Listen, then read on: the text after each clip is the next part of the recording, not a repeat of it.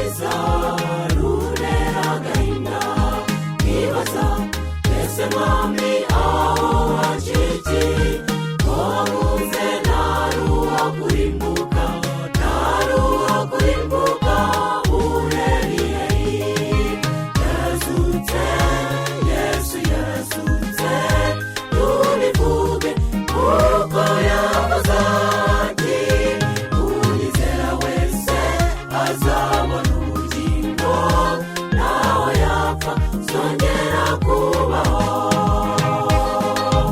Yazutse, Yesu yazutse, tubivuge kuko yavuze ati unyizera wese azabona ubugingo, nawe yapfa zongera kubaho.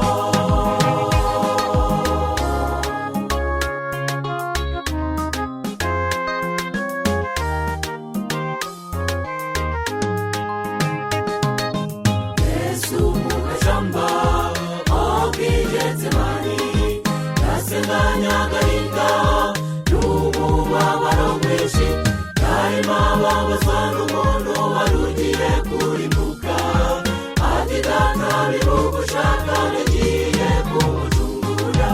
Yazutse, Yesu yazutse, tubivuge kuko yavuze ati unyizera wese azabona ubugingo, nawe yapfa zongera kubaho. Yazutse, Yesu yazutse, tubivuge kuko